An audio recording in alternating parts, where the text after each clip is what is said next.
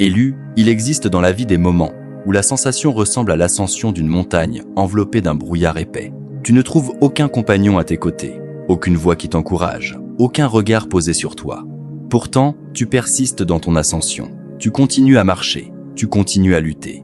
Tu continues à honorer cette promesse vitale que tu t'es faite uniquement à toi-même. Pourtant, le monde alentour semble conserver un silence oppressant. Personne ne prononce la phrase « Je suis fier de toi ». Aucun regard ne perçoit les batailles silencieuses que tu as menées à l'intérieur de toi. Et dans ces périodes, une question surgit inévitablement. L'effort en vaut-il vraiment la peine lorsqu'il n'y a aucun témoin pour le contempler? Mais c'est précisément dans cette solitude que commence à se former une autre sorte de force.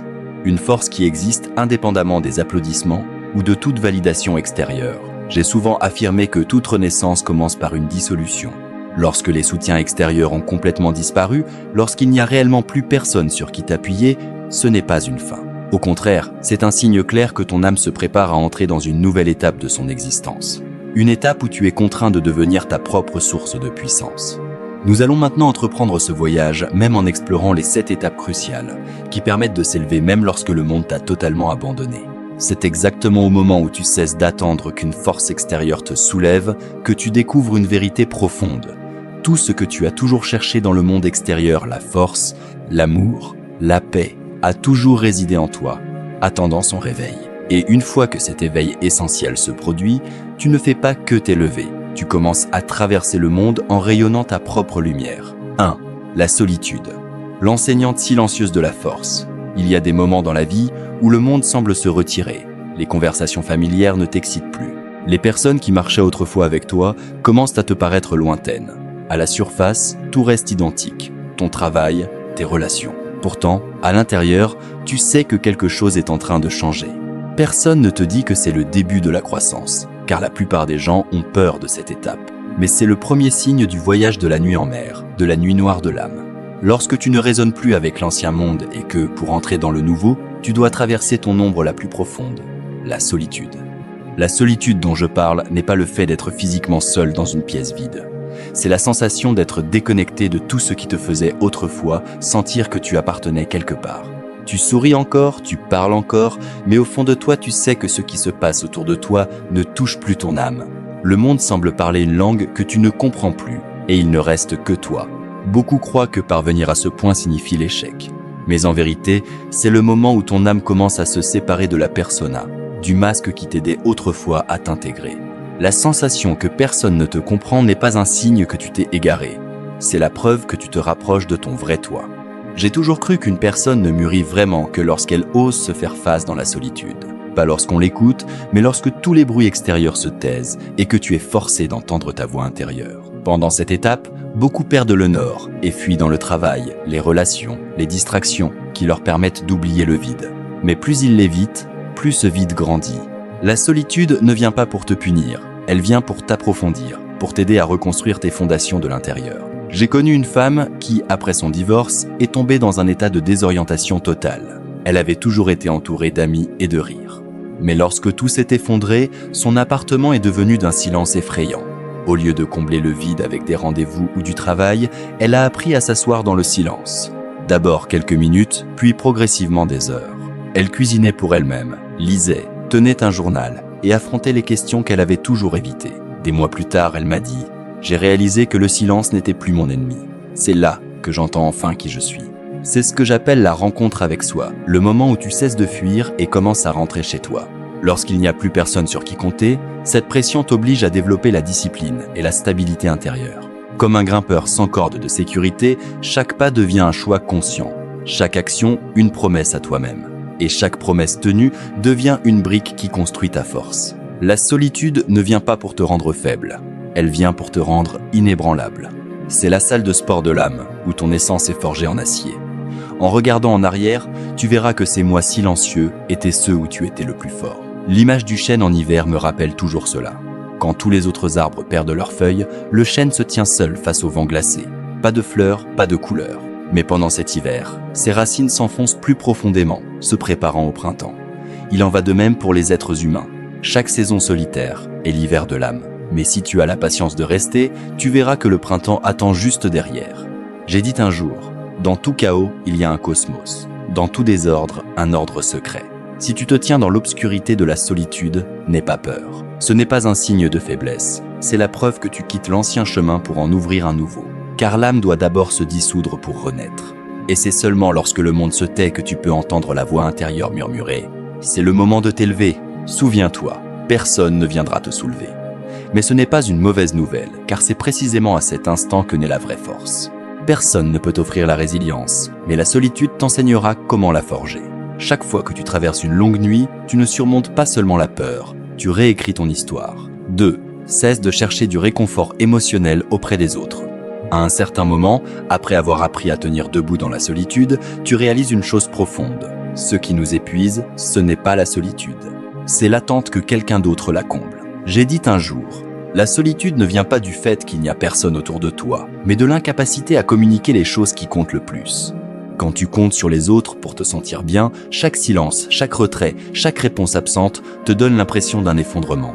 Ce n'est pas de l'amour, c'est une dépendance émotionnelle que je considère comme la marque d'un ego non intégré.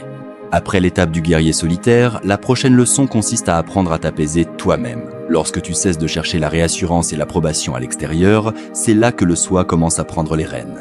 J'ai rencontré une femme en séance. Elle m'a avoué qu'elle paniquait presque chaque fois que son ami ne répondait pas à ses messages. Elle regardait sa montre des dizaines de fois, imaginant le pire. « Je sais que c'est irrationnel », m'a-t-elle dit, « mais quand il est silencieux, j'ai l'impression de ne plus exister. » Après des mois de travail sur elle-même, elle a découvert que cette peur ne venait pas de lui. Elle venait de son enfance. Chaque fois qu'elle était triste, ses parents lui disaient « ne fais pas de drame » ou s'éloignaient. Son inconscient avait appris « tes émotions ne comptent pas ». Et depuis, elle cherchait quelqu'un pour lui prouver le contraire. J'appelle cela le piège de la projection émotionnelle. Quand nous utilisons les autres comme miroir pour déterminer notre valeur, quand ils répondent, nous nous sentons précieux. Quand ils se retirent, nous perdons le nord. Mais la vérité est que personne ne peut être ton sauveur pour toujours. Plus tu dépends des autres pour ta stabilité, plus tu perds la capacité à te réguler toi-même. S'apaiser soi-même ne signifie ni froideur, ni déconnexion. Cela signifie devenir celle ou celui qui écoute ses propres émotions. Quand la tristesse surgit, au lieu de courir chercher quelqu'un pour la calmer, tu restes. Tu poses ta main sur ton cœur et tu murmures « Je suis toujours là ».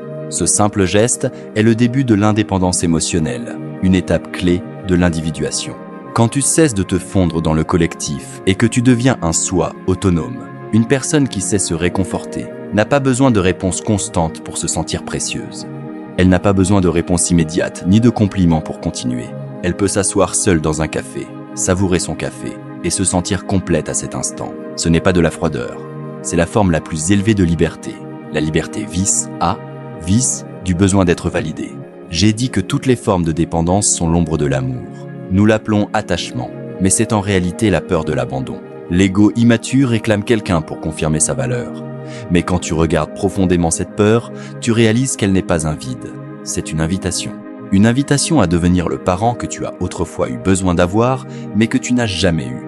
Et alors tu comprends que ce que tu pensais avoir besoin que quelqu'un d'autre t'aide à survivre, tu avais le pouvoir de le faire depuis toujours. C'est la vérité de l'indépendance émotionnelle. Ce n'est pas rejeter l'amour ou la connexion, c'est refuser de remettre le contrôle de tes émotions entre les mains de quiconque. Tu aimes encore, tu te relies encore, mais tu ne te perds plus quand les relations changent. Quand quelqu'un part, tu pleures, mais tu ne t'effondres pas. Quand quelqu'un se tait, tu écoutes, mais tu ne perds pas ta valeur. Une personne émotionnellement indépendante n'a pas besoin d'un sauveur. Elle peut se relever elle-même, essuyer ses propres larmes et continuer à marcher. Et c'est seulement depuis cet endroit qu'elle peut t'aimer vraiment. Non par besoin, mais par choix. Est-ce ce que je voulais dire quand j'ai affirmé que le privilège d'une vie entière est de devenir qui tu es vraiment. Car lorsque tu cesses de chercher du réconfort auprès des autres, tu commences à voir ta propre puissance. Une puissance qui ne dépend de personne, qui n'emprunte à personne et que personne ne peut te prendre. Dès l'instant où tu cesses d'attendre que quelqu'un d'autre te rende heureux, tu commences à grandir. Et si tu te trouves dans cette étape où personne ne comprend, personne ne réconforte, personne ne te soulève, souviens-toi, c'est normal. Le fait que personne ne vienne ne signifie pas que tu es seul. Cela signifie seulement qu'il est temps de te tenir sur tes deux pieds. Murmure doucement à toi-même. Je n'ai besoin de personne pour me sauver. J'ai juste besoin de ne pas m'abandonner moi-même. C'est la deuxième étape et le tournant qui te permet de t'élever même quand personne n'est là. 3. Cesse de te plaindre. Le langage de l'ego victime. Après avoir appris à tenir debout dans la solitude et à t'apaiser toi-même, un autre défi subtil mais exigeant apparaît. Cesse de te plaindre. Se plaindre est la façon qu'a l'ego de te maintenir ancré dans ta zone de confort, l'endroit où tu peux te voir comme victime. Il te convainc que tu as une raison de ne pas changer. Mais l'ironie est la suivante. Chaque fois que tu te plains, tu renforces la croyance que tu es impuissant. Inconsciemment, tu envoies le message « Je n'ai aucune force ». J'appelle cela l'ombre de l'auto-apitoiement. Quand tu es piégé dans cette obscurité, tu cesses d'agir et tu te mets à répéter la même question. Pourquoi moi ? Comme si l'univers était injuste. Comme si le monde te devait une explication. Mais la vraie question n'est pas pourquoi moi, c'est qu'est-ce que je peux faire avec cela ? Dès l'instant où tu changes cette question, l'énergie prisonnière de la plainte recommence à circuler. J'ai dit un jour, tant que tu ne rends pas l'inconscient conscient, il dirigera ta vie et tu l'appelleras destin.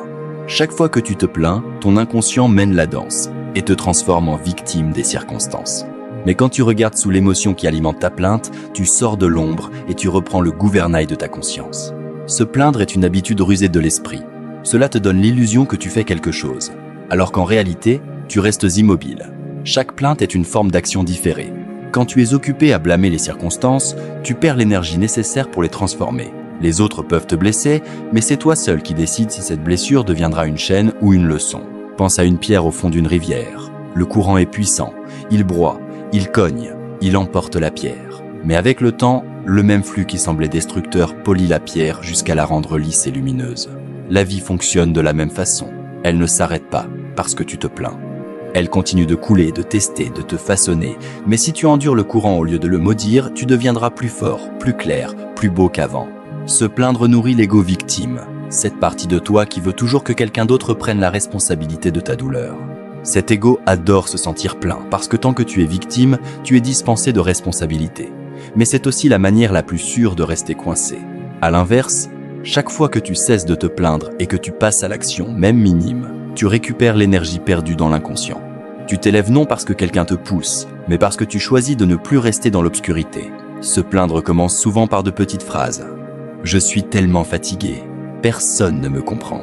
J'essaie tellement fort, mais personne ne le remarque. » Ces phrases semblent inoffensives, mais elles nourrissent discrètement un ego qui croit que le bonheur dépend des autres. Les personnes vraiment fortes n'ont pas besoin que le monde les réconforte. Elles peuvent regarder leur douleur en face, la reconnaître et demander « Et maintenant, qu'est-ce que je peux faire ?» Une personne m'a partagé qu'après une trahison de ses amis, elle a passé 6 mois rongée par l'amertume. Elle racontait à quiconque voulait l'entendre à quel point ils avaient été horribles. Mais un soir, elle s'est dit « Si personne n'était là pour m'entendre me plaindre, est-ce que je raconterais encore cette histoire ?» La réponse était non. Le lendemain, elle a commencé à écrire ce qu'elle voulait apprendre, changer, créer. « Ce n'est pas leur départ qui m'a fait mal », a-t-elle dit. « C'est le fait que j'ai tenu trop longtemps à cette histoire. Arrêter de se plaindre ne signifie pas nier la douleur. Cela signifie ne plus vivre dedans. Tu peux encore ressentir la tristesse, la déception, le chagrin. Mais au lieu de ressasser la blessure, tu utilises cette énergie pour construire quelque chose de nouveau. Chaque action, même minuscule, est une déclaration à l'univers. Je ne suis plus victime de cela. J'ai dit un jour, je ne suis pas ce qui m'est arrivé. Je suis ce que je choisis de devenir. Et ce choix d'arrêter de te plaindre et de commencer à agir est la porte qui mène à un nouveau niveau de force. Chaque fois que tu cesses de demander « Pourquoi moi ?» et que tu commences à demander « Qu'est-ce que je peux faire avec cela ?» tu fais un pas de plus. Car c'est ainsi que tu t'élèves même quand personne n'est là. Non par la pitié, mais par la force tranquille de prendre la responsabilité de ton propre devenir. Et alors tu réaliseras que tu n'as jamais été vraiment seul. Tu étais juste trop occupé à te plaindre pour entendre ton âme t'appeler. 4. Deviens ta propre source de validation. Après avoir cessé de te plaindre et commencé à agir, une épreuve plus profonde apparaît. Le silence d'être invisible. Tu te lèves, tu travailles dur, tu donnes le meilleur de toi.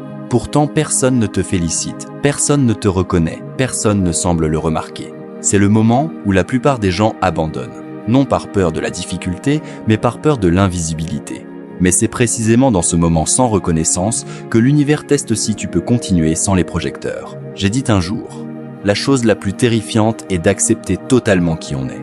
Car quand tu te valides vraiment toi-même, tu ne te caches plus derrière l'opinion des autres. Tu n'as plus besoin de compliments, tu n'as plus besoin de preuves, tu n'as plus besoin de témoins de ta valeur, parce que tu es devenu ton propre témoin. Je pense souvent à Cassandre dans la mythologie grecque, la femme à qui Apollon a offert le don de prophétie, mais qui l'a maudite pour que personne ne la croie. Elle voyait la vérité, voyait les catastrophes avant qu'elles n'arrivent. Mais tout le monde se détournait en la traitant de folle. Pourtant, même dans l'isolement, Cassandre n'a pas gardé le silence. Elle a continué à parler, fidèle à ce qu'elle voyait, même quand personne n'écoutait. À un niveau plus profond, son histoire est une métaphore pour chaque âme forte, celle qui continue d'honorer leur vérité dans le silence, même quand le monde refuse de les voir. Parfois, être cru importe moins que rester fidèle à soi-même. De la même façon, beaucoup donnent tout et ne reçoivent que du silence. J'ai parlé avec une femme qui, après des années de dévouement, était souvent la dernière au bureau le soir. Pourtant, quand les récompenses arrivaient, son patron félicitait quelqu'un d'autre. « Je me sentais invisible », m'a-t-elle dit. Un jour, elle a décidé de cesser de travailler pour être vue et de commencer à travailler pour se voir elle-même. Chaque fois qu'elle terminait un projet, elle notait ce qu'elle avait bien fait, se récompenser d'un après-midi tranquille, d'un café, d'un livre. J'ai réalisé que la validation extérieure dure quelques minutes, mais la reconnaissance de soi dure des jours. C'est le passage de l'ego dépendant au soi, centre mature de la conscience. Dans ma vision de la psychologie, ceux qui vivent depuis le soi agissent non pour la louange, mais parce que c'est une expression de qui ils sont. Ils n'ont pas besoin d'un public pour connaître leur valeur, car leur valeur ne vient pas des applaudissements, elle vient de la fréquence de la vérité intérieure. La validation extérieure n'est en fin de compte qu'un reflet. Ceux qui n'ont pas vu leur propre lumière la poursuivront toujours dans les yeux des autres. Mais ceux qui l'ont vue à l'intérieur la portent partout où ils vont. Ils n'ont plus besoin que les autres croient, car leur croyance est devenue leur fondation. J'ai dit un jour, connaître sa propre obscurité est la meilleure façon de gérer l'obscurité des autres. Quand tu oses regarder à l'intérieur pour voir à la fois ta faiblesse et ta force, tu n'as plus besoin que le monde te prouve quoi que ce soit. Tu n'es plus contrôlé par la peur de ne pas être assez, car maintenant tu es assez, simplement parce que tu le sais. Se valider soi-même n'est pas de l'arrogance. C'est la forme la plus profonde du respect de soi. C'est savoir que tu es encore en chemin, encore imparfait, et pourtant te tenir à deux mains, lumière et ombre confondues. Ceux qui peuvent se valider eux-mêmes ne nient pas leurs défauts, ils les voient comme des preuves de devenir. Les erreurs ne diminuent pas leur valeur, elles rendent leur chemin plus réel. Pense à la façon dont l'acier est forgé. Le métal ne durcit que lorsqu'il est exposé au feu. Il en va de même pour l'âme. Le silence, le manque de reconnaissance, l'absence d'applaudissements sont les flammes qui renforcent ton noyau. Quand personne d'autre ne te valide, tu es forcé de regarder vers l'intérieur. Et dans ce regard, tu découvres quelque chose d'extraordinaire. Tu es bien plus fort que tu ne le pensais. Et quand tu embrasses vraiment cela, quelque chose de miraculeux se produit. Tu commences à rayonner de l'intérieur. Les autres ne disent peu, être pas un mot, mais ils ressentent ta présence stable, calme, ancrée. Non parce que tu essayes de briller, mais parce que tu n'as plus besoin de prouver. Souviens-toi, chaque applaudissement s'éteint, chaque regard finit par se détourner, mais ton propre regard, s'il est chaleureux et honnête, devient une flamme qui ne meurt jamais. Et c'est le secret de ceux qui s'élèvent, même quand personne ne se tient à leur côté. 5. Relève-toi rapidement, transforme l'échec en feu. T'es-tu déjà demandé pourquoi, même après être devenu plus fort et plus calme, la vie te fait encore tomber? Surtout quand personne n'est là pour te relever? L'échec, dans son sens le plus vrai, n'est pas une perte ni une défaite. C'est ce moment où tu trébuches exactement sur le chemin en lequel tu croyais le plus. Les fois où tu pensais avoir dompté ton ego, pour qu'un petit événement ou un mot te secoue à nouveau. Tu te sens faible, honteux, et dans cette solitude, tu es tenté de revenir à la version complaisante que les autres aimaient autrefois, juste pour être accepté à nouveau. Mais comme je l'ai enseigné, ces chutes ne viennent pas pour te détruire. Elles viennent pour révéler les parties de toi qui restent non guéries, celles qui attendent encore d'être intégrées et aimées. Chaque fois que tu tombes, l'ombre réapparaît. Ce n'est pas une punition, c'est une illumination. Elle éclaire ton arrogance cachée, ta peur de la critique, ta faim d'approbation. Et au moment où tu te relèves sans applaudissement ni soutien, ton soi s'élargit. J'ai écrit un jour, les erreurs sont, après tout, les fondations de la vérité. L'échec ne t'affaiblit pas, il te rend réel. Car c'est seulement quand personne ne te rattrape que tu apprends à marcher avec ta propre force. J'ai connu une femme qui dirigeait une petite entreprise. Après des années d'efforts, elle a été trahie par son associé et a perdu presque tout. Pendant des mois, elle a vécu dans la culpabilité et la peur. Mais un jour, sa thérapeute lui a demandé « Et si ce n'était pas une fin, mais une leçon, que t'enseigne-t-elle » Elle est restée silencieuse, puis a répondu « Peu, être que je n'ai jamais vraiment écouté mon intuition. » À partir de ce moment, elle a commencé à tenir un journal tous les jours, non pour se plaindre, mais pour écrire ce qu'elle apprenait de la douleur. 1 an plus tard, elle a rouvert son entreprise plus petite, mais plus solide. « Je n'ai plus peur de tomber », a-t-elle dit. « Chaque chute me rend plus honnête avec moi-même. C'est ainsi que l'échec devient feu. Tu ne peux pas grandir dans la sécurité, car la sécurité endort l'inconscient. Mais quand tu touches le fond, chaque couche de faux semblant brûle et ton âme se tient nue. Pense au phénix, cet oiseau mythique qui se régénère en se consumant. Quand il vieillit, il plonge dans les flammes, réduit ses cendres en cendres, puis renaît, plus lumineux et plus libre. Il en va de même pour les êtres humains. Si tu oses renaître de tes propres cendres, tu verras que ce qui a brûlé n'était pas toi. C'était seulement l'enveloppe qui avait fini son rôle. J'ai dit un jour, il n'y a pas d'accès à la conscience sans douleur. Quand nous affrontons l'échec sans jugement, les blessures cessent d'être des ennemis et deviennent des enseignantes. Dans la douleur, la conscience naît.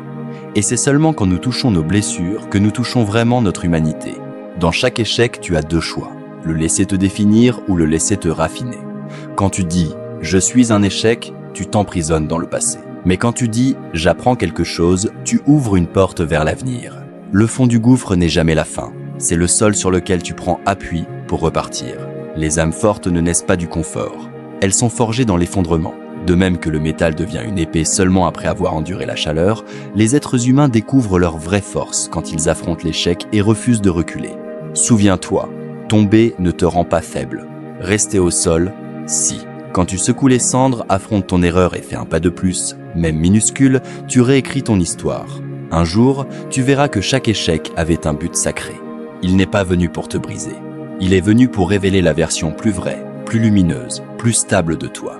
Alors n'attends pas que quelqu'un te relève. Relève-toi rapidement, fermement, le cœur encore chaud. À cet instant, tu ne surmontes pas seulement l'échec. Tu deviens la flamme que rien ne peut éteindre. 6. Agis sans dépendre de l'inspiration. La volonté sur l'émotion. Après avoir appris à te relever de tes chutes, une leçon plus profonde t'attend. Agir même quand tu ne te sens pas prêt. Car si la solitude a forgé ta force, la discipline te fera briller. J'ai écrit que la volonté est l'énergie capable de réorganiser toute la psyché. Ce n'est pas seulement la force de faire, mais le pouvoir de transcender l'émotion passagère. Au service d'un sens durable, quand tu agis uniquement sous l'inspiration, ton ego règne encore cette partie de toi qui cherche toujours le confort. Mais quand tu agis au-delà du ressenti, tu n'as plus besoin de motivation, car tu t'es soumis à un ordre supérieur, l'ordre du soi, où l'action coule du sens et non de l'humeur. L'inspiration est un cadeau, mais la discipline est le fondement. Il y aura des jours où tu ne ressentiras aucune motivation, aucun espoir, aucun sens. Mais si, ces jours-là, tu t'assieds quand même, si tu continues ne serait-ce qu'un petit pas, tu entraînes ta plus grande puissance, la volonté sur l'émotion. J'ai dit que la plupart des gens perdent leur force vitale à attendre l'inspiration au lieu de cultiver la volonté. Si tu n'agis que quand tu te sens excité, ta vie sera pleine de débuts, mais vide de maîtrise.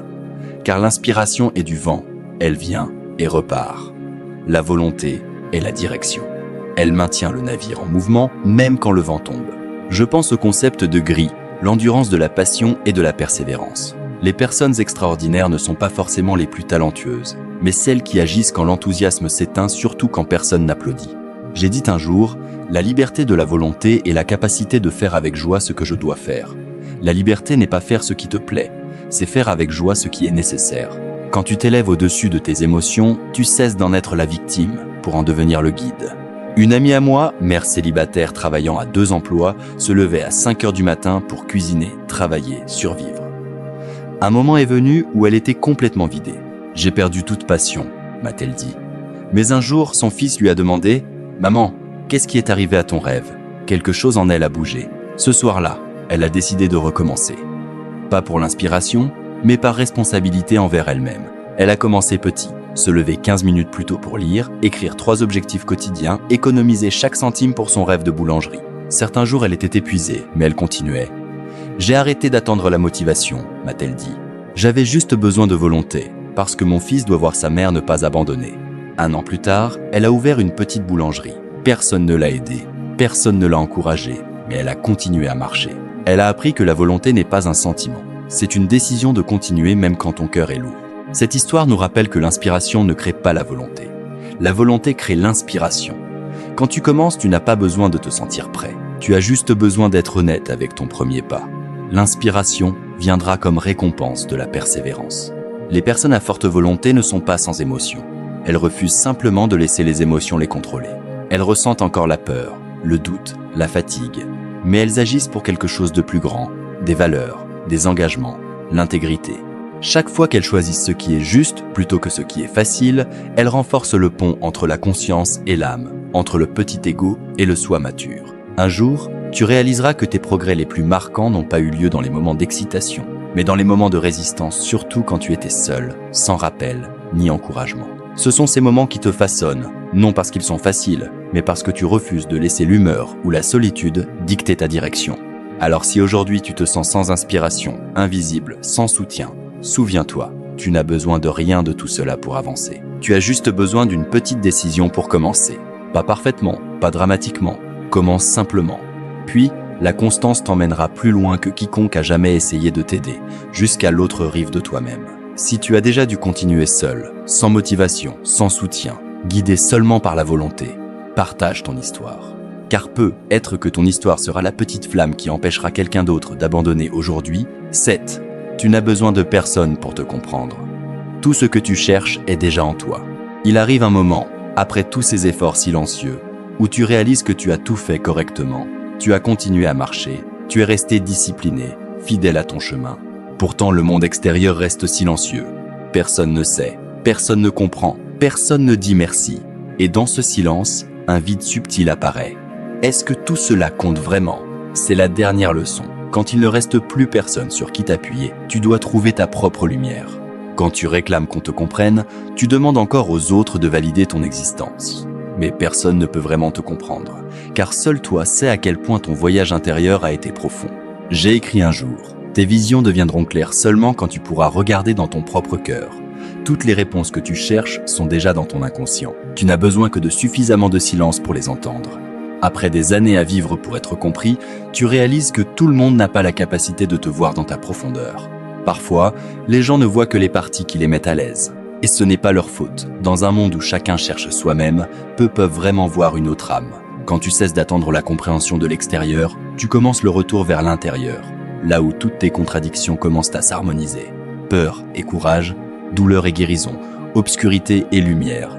Là, tu n'as plus besoin que quiconque confirme que tu es assez. Tu as juste besoin de savoir que tu es fidèle à ton âme. Et cela suffit. Quand cela arrive, tu cesses de chercher des sauveurs, car tu es devenu le tien. J'ai entendu l'histoire d'une jeune peintre qui, après des années à peindre pour suivre les tendances et vendre, est tombée dans l'épuisement créatif. Un jour, elle a quitté la ville, loué une petite maison au bord d'un lac et coupé toute communication pendant 1 mois. Elle a recommencé à peindre, non pour montrer, non pour vendre, mais pour écouter ce que son âme voulait dire. Quand elle est revenue, son art avait changé, brut, vivant, plein d'âme. Une galerie a vu ses nouvelles œuvres par hasard et l'a invitée à exposer. Elle a dit « Quand j'ai arrêté d'essayer d'être vue, les gens ont commencé à vraiment me voir. » C'est le paradoxe que j'ai souvent décrit. Quand tu cesses de chercher à l'extérieur, tu deviens un centre de gravité intérieur. Car l'énergie créative, l'amour et la sagesse ne viennent pas d'être compris. Ils viennent d'accepter qui tu es, même les parties que personne d'autre ne comprend. Comme un phare dans la nuit de la mer. Il ne crie pas pour être vu. Il ne bouge pas pour attirer l'attention. Il se tient simplement et brille. Et en faisant cela, il guide ceux qui sont perdus. Il en va de même pour les êtres humains. Quand tu te tiens dans ta propre lumière sans avoir besoin de reconnaissance, ta simple présence devient un guide pour les autres. J'ai dit un jour, celui qui regarde à l'extérieur rêve, celui qui regarde à l'intérieur s'éveille. Quand tu cesses de demander au monde « Qui suis-je ?» et que tu commences à te demander à toi-même « De quoi ai-je vraiment besoin ?» le voile de l'inconscient commence à se lever. Le psychothérapeute Carl Rogers a dit un jour « Le paradoxe curieux est que quand j'accepte qui je suis tel que je suis, alors je peux changer. » Personne ne te comprendra jamais pleinement. Mais cela ne signifie pas que tu ne peux pas être aimé. Car l'amour véritable ne demande pas une compréhension totale. Il demande une acceptation totale. Et quand tu apprends à t'accepter dans toute ta complexité, ta profondeur et tes contradictions, tu rayonnes une énergie qui fait que les autres se sentent en sécurité près de toi. Étrangement, au moment où tu cesses de chercher quelqu'un pour te comprendre, tu commences à être compris non par des mots, mais par ta présence. Ceux qui doivent vraiment faire partie de ta vie le ressentiront sans explication. Si la vie t'a déjà épuisé par ce besoin d'être compris, repose-toi, assieds-toi dans le silence, pose ta main sur ton cœur et écoute. Cette voix intérieure, faible mais stable, connaît le chemin. Elle sait où aller, quoi lâcher, comment recommencer. Et alors tu réaliseras que personne n'a besoin de te compléter, car tu n'as jamais été incomplet. Tout ce que tu as toujours cherché, l'amour, la paix, la compréhension, ne sont que différents visages d'une seule chose. rentrer chez toi, vers toi-même. C'est ainsi que tu t'élèves même quand personne n'est à tes côtés. Non par le bruit de la preuve, mais par le silence de l'éveil. Celui qui peut s'élever quand personne n'est là n'est pas quelqu'un qui ne ressent aucune douleur. C'est quelqu'un qui transforme la solitude en enseignante, le silence en carburant et chaque chute en fondation de force. Il ne vit pas pour être vu, mais pour être honnête avec son âme. Quand le monde se tait, il écoute à l'intérieur. Quand personne ne croit, il garde la foi en lui-même. Et c'est depuis cet endroit qui semblait vide qu'une autre sorte de puissance naît. Une puissance qui n'a besoin d'aucune preuve. Car au fond, ce voyage n'est pas de devenir incassable. Il est de devenir authentique avec tes peurs, ta volonté et ta propre lumière. Quand tu cesses d'attendre d'être sauvé, tu réaliseras que tu n'as jamais été faible. Tu n'avais simplement pas encore vu à quel point tu es fort. Si cette sagesse a réveillé quelque chose dans ton cœur, partage-la. Car peut être que quelqu'un, quelque part, a besoin de ce rappel, qu'il est assez fort pour se relever et continuer à croire en lui-même. Le voyage pour devenir toi-même stable, clair, libre même quand personne ne se tient à tes côtés, ne fait que commencer.